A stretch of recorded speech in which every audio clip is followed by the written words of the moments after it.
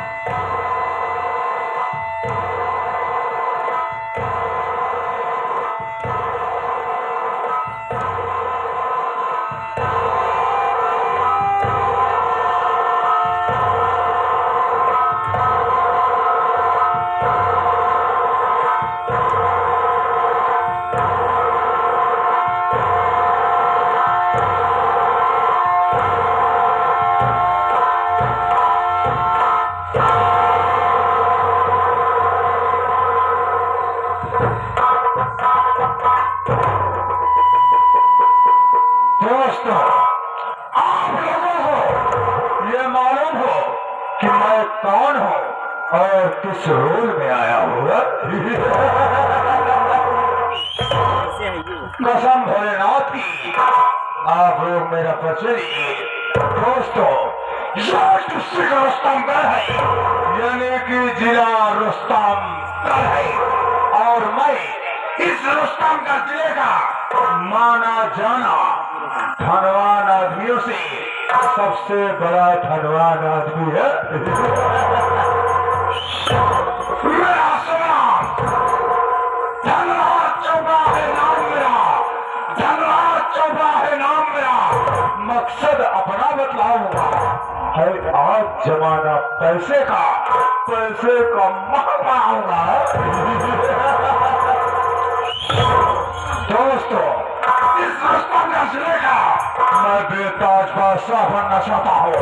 मैं चाहता हूँ इस रुस्तमगढ़ जिले की जितने भी धनवान आदमी हैं, यानी दौलतमंद आदमी हैं, उन्होंने सुबह शाम मेरी हवेली में आकर के मेरे चरणों में अपना माथा टेके।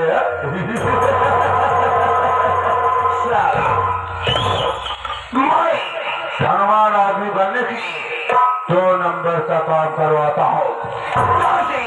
गांजा, अफीम, कोकीन, चरस, हेरोइन, इन सब की तस्करियां करवाता हूँ। दोस्तों, यही तक नहीं, बल्कि मैं अपने देश की जंगल की लकड़ियों को कटवाकर रातों रात विदेश सप्लाई करता हूँ। और मैं धनवान आदमी बनने के लिए अपने इस रुस्तमगढ़ जिले के जितने भी गरीब दुखिया है, हरामजादी, उनके बच्चों को पकड़वा करके उनकी किडनी निकलवा करके विदेश में बेच देता हुआ। और कोई हरामजादा गरीब दुखिया मेरे खिलाफ आवाज उठाने की कोशिश किया तो मैंने उसकी आवाज हमेशा हमेशा के लिए उसके हलक में दफन कर दिया। दोस्तों, यही तक नहीं, धनराज चोपड़ा के पास 4 कच्ची शराब की अवैध फैक्ट्री चलती है। आप लोग ठेके पे जाते हैं, 80 रुपया 85 रुपया पौवा दारू पाते हैं। आप लोग धनराज चोपड़ा की कच्ची शराब की भट्टी पे जाइए, आप लोगों को 40 रुपए पौवा दारू उपलब्ध कराई जाएगी। और अगर कोई पुलिस का लफड़ा होता है तो उसको चोपड़ा देख लेगा साला। दोस्तों, ये तो रहा मेरा परिचय। मेरे परिवार में केवल 2 सदस्य हैं। पहला मैं स्वयं से थर्रा चोपड़ा हूँ और दूसरा मेरा एक लड़का है जिसका नाम विमल चोपड़ा है। मेरा बेटा विमल इस समय शहर में पढ़ाई कर रहा है और मैंने आज फोन करके उसको घर बुलाया है। क्या देख रहा हो? इतनी देर हवेली में आए हो गया, कोई नौकर साला दिखाई नहीं दे रहा। कहाँ मर गए हो?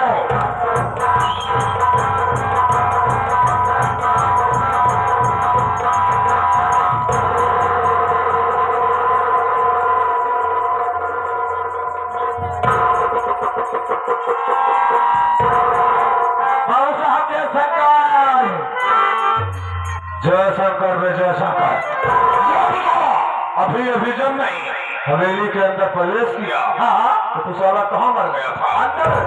अंदर में घर में काम कर रहा था। हवेली के अंदर काम काज कर रहा उठा। सुपर साहब जी, थे जी, तुमको मालूम होना चाहिए। जी थे जी, आज मेरा बेटा विमल शहर से वापस घर आ रहा है। क्या ही मैंने फोन करके उसको घर बुलाया है आज ही। और मैं चाहता हूँ जी तू चला जा रुस्तमगंज स्टेशन। अच्छी बात। अगर मेरा लड़का तुझको वहाँ मिल जाए तो बाइज्जत उसको लिवा के मेरे पास आ।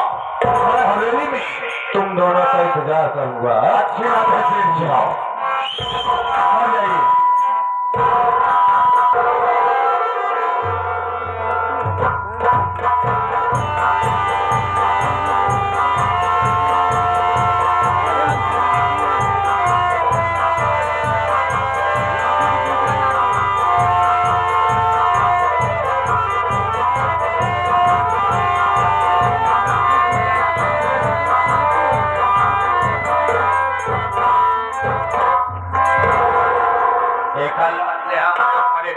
बोझा ये बतावा बोलो। अब चला चला थक गए, अब सोचा था प्यास लगी, चाय नाश्ता करा जाए, चलो नहीं चलना पाओ। एक बात मेरे समझ में नहीं आती। खाओ।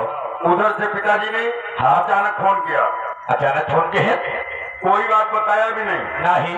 और तुमको यहाँ भूख प्यास लगी है, पता नहीं गुस्से में है कि खुश है। पहले चलो पिताजी के पास। चलो पहले मिलने का। और क्या? अच्छा चला फिर चलो।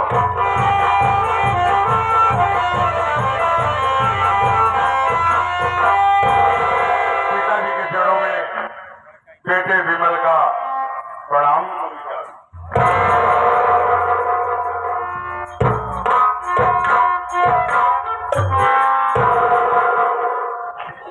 बेटे विमल, ये बताओ रास्ते में किसी तरह की तुमको कोई दिक्कत, कोई परेशानी तो नहीं हुई? बोलो।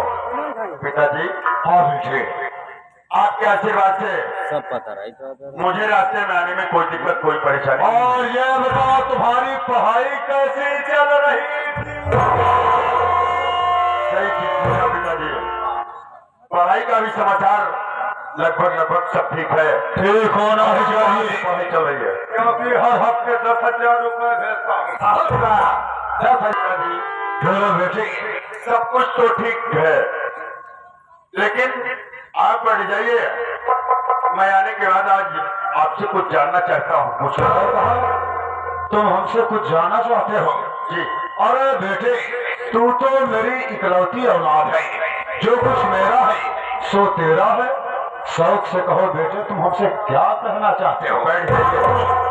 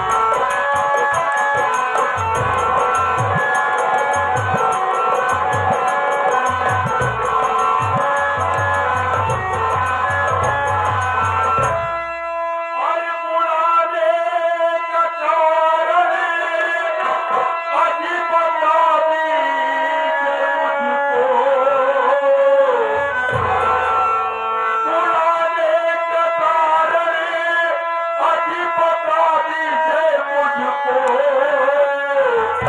और प्यारा जो है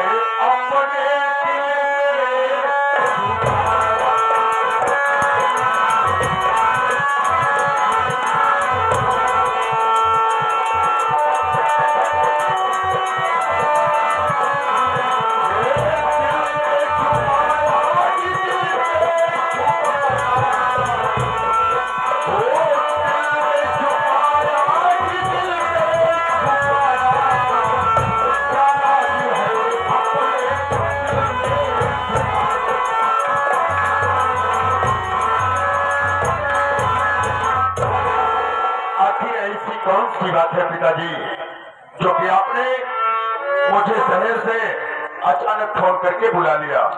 बेटा विमल, हम तुमको फोन करके घर बुलवाया, तुम इसका कारण जानना चाहते हो? जी जी हाँ पिताजी। सुनो बेटे, बता रहा हूँ।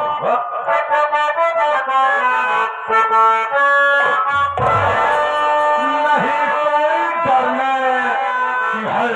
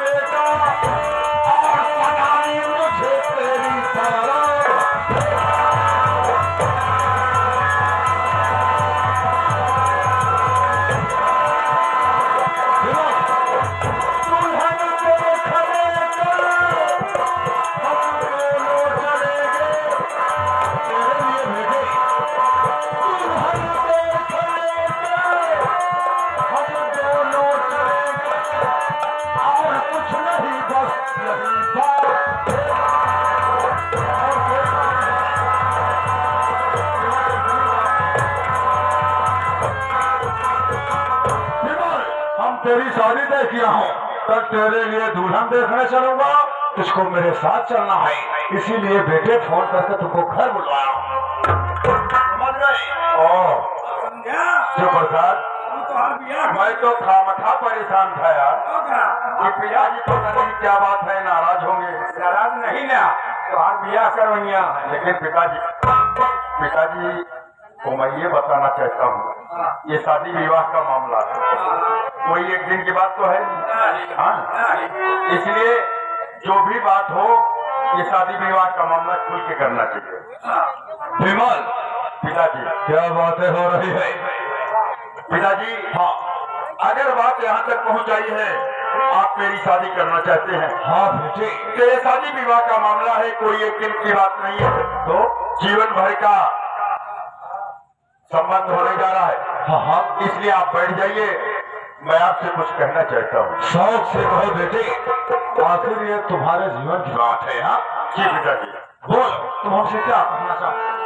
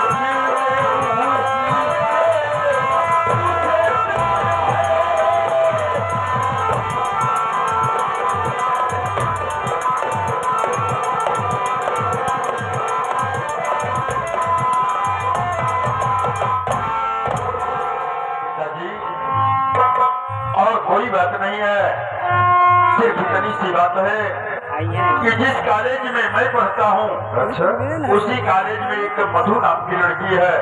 अच्छा उस लड़की से मुझे प्यार हो गया है पिताजी। हमने साथ साथ जीने मरने की कसमें खाई हैं। इसलिए अगर मेरी आप शादी करना चाहते हैं तो शौक से करिए, लेकिन उस लड़की मधु से बड़ा हो गया। चला है अंडा मुर्गी को समझाया नहीं, फिर भी देख लीजिए कहीं 10,000 कहाँ जाता है। वही तो मैं भी सोचूं, हर हफ्ता 10,000 लौंडा ऐसी कौन सी पढ़ाई कर रहा है कि हर हफ्ते साला 10,000 रुपया पाए, और वहाँ पे हरामजादा मैं पढ़ाई कर रहा था।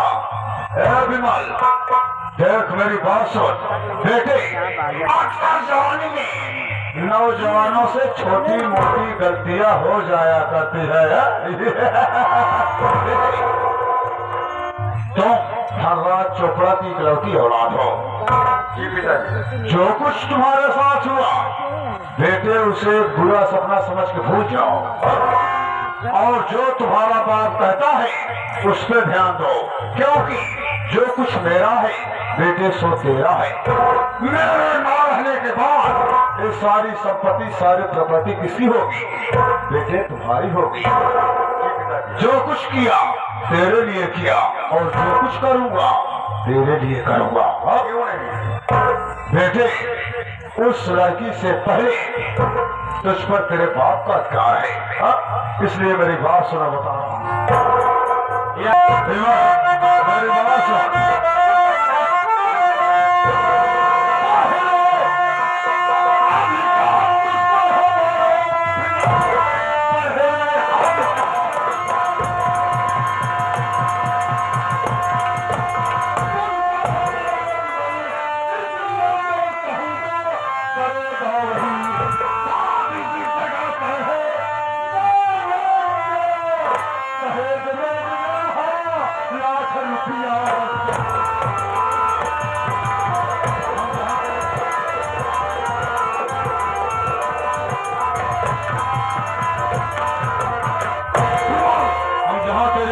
किया वहाँ दहेज में मुझे 1 लाख रुपया मिलेगा, तुझे 4 चक्के की गाड़ी, सोने की चैन अंगूठी मिलेगी, नई नवेली दुल्हन मिलेगी, और जो दे तुझे क्या चाहिए।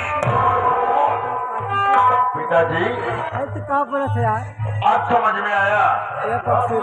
क्या मेरी शादी करके 1 लाख रुपए दहेज, 4 चक्के की गाड़ी, सोने की चैन और अंगूठी के चक्कर में पड़े हैं। लेकिन पिताजी मुझे सोने की चैन अंगूठी 4 चक्के की गाड़ी नहीं चाहिए। क्यों?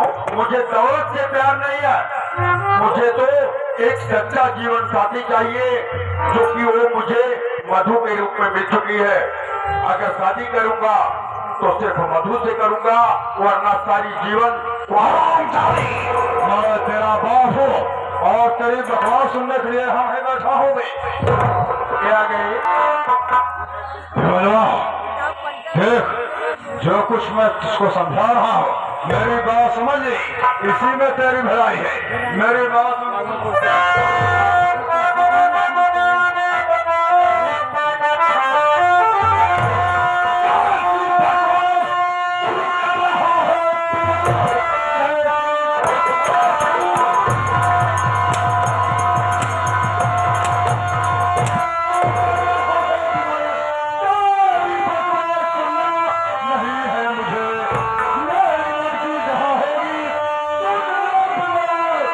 वही शादी करनी पड़ेगी।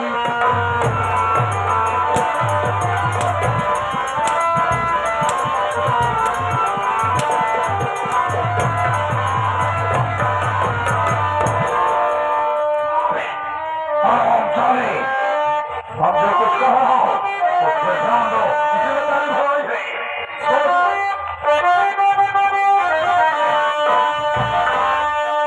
अरे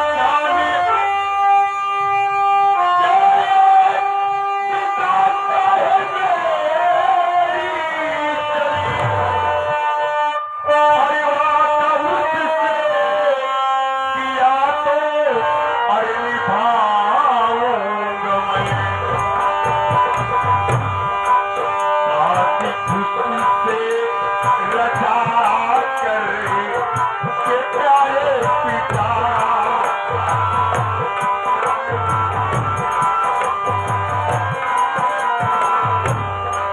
शादी उससे रचा कर के प्यारे पिता एक दिन उसको दुल्हनिया बनाऊंगा।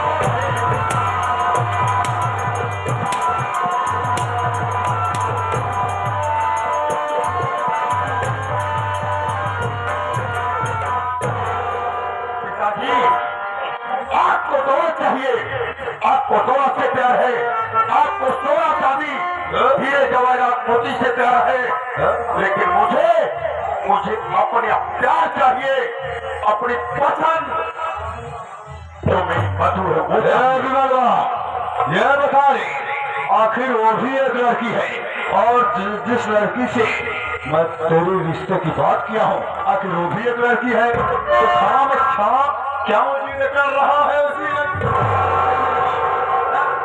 आप जानना चाहते हो पिताजी? हाँ, तो आप कान खोल के सुन लीजिए कि मैंने मधु के साथ जीने मरने की कसमें खाई है। अरे पिताजी, अगर प्यार प्यार रहा होता तो आपकी बातें मान लेता, मैं उस प्यार को भूल जाता, लेकिन मेरा प्यार प्यार नहीं रहा पिताजी। तो क्या हो गया? बल्कि उस बेचारी मधु के पेट में मेरा खून फल रहा है।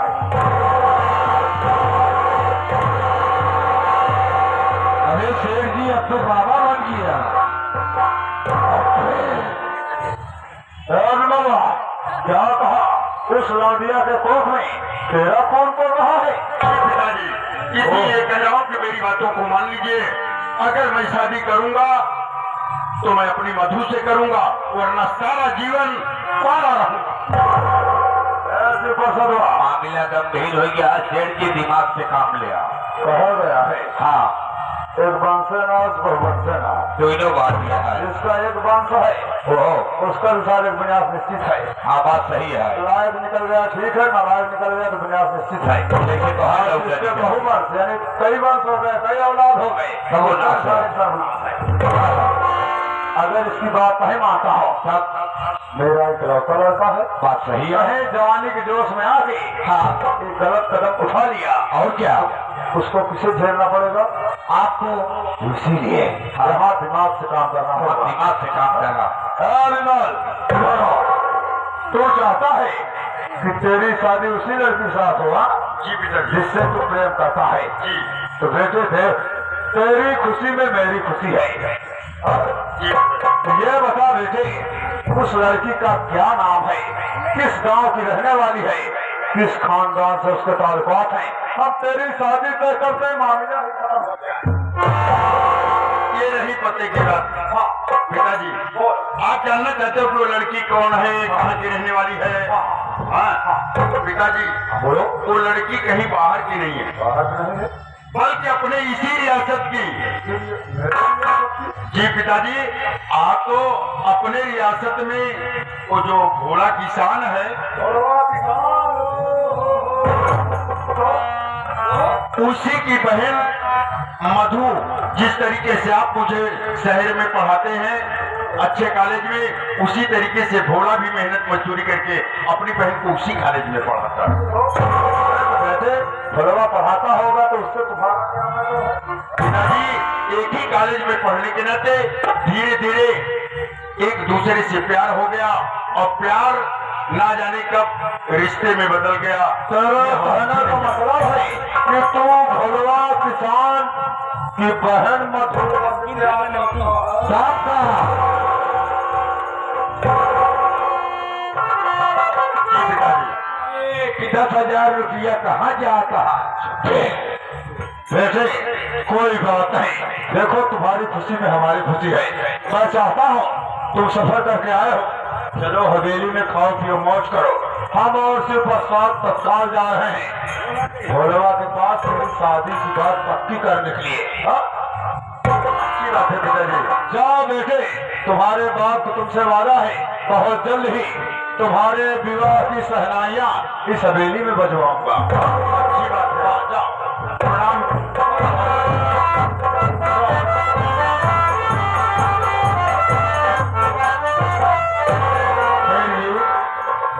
हमारा तेल भैया सिर्फ साहब जी बाबू छेड़ी ये हमारी मेरी नालायक औलाद मेरे अरमानों में ये हरामजादा पानी फेरने लगा है। दादा मेरे पास आती हुई लक्ष्मी को ये मेरी नालायक औलाद दूर करना चाहता है। इसको पढ़ाया लिखाया, लाखों रुपया खर्च किया इसकी पढ़ाई पे, एक दिन इसका शादी विवाह करूंगा और लाखों रुपया दहेज मिलूंगा। क्या यही सोच के उसको शहर पढ़ने के लिए भेजा। और जब वो समय करीब आ गया तो ये नालायक प्यार किया, एक मामूली 2 कौड़ी प्यार में भुलवा किसान की बहन के साथ है। और आप ज्यादा अरे ऐसा नहीं, लेकिन इसमें मेरे लौटे की कोई कमी नहीं है। नहीं तो कोई गलती नहीं है। मैं गरीबों की जात और औकात से अच्छी तरह वाकिफ हूँ। सारी कमी उस हरामजादे भलवा की है। कैसे? वो साला अपनी बहन के जरिए मेरे लौटे को प्रेम यानी प्यार में फंसवा दिया और उसके बाद अपनी बहन के जरिए मेरे लौटे से पैसा खींच रहा है साला। सही कहा। और उसी पैसे से वो साला अपना खर्चा बच्चा अपना विवाह कर रहा है, ऐसा आराम कर रहा है। चोपड़ा के रुपए में साला करता कभी भी अपने दुश्मन को माफ नहीं किया है। ऐसे प्रसाद दिखेंगी चलते हैं उस हरामजादे भरवा के पास। का मामूली किया आसमान छूने का ख्वाब देखता है, साला चोपड़ा का रिश्तेदार बनेगा। दोस्तों मैं गरीबों और कुत्तों से 5 मीटर दूरी बना कर रखता हूँ। भले का सुपर शॉट चलो चलते हैं भलवा के पास। चलो दोस्तों आप लोग वक्त का इंतजार कीजिए, बाद में बहुत सारे बताऊंगा। अगला सीन इस वृत्त के ये रहा चोपड़ा का ऐलान।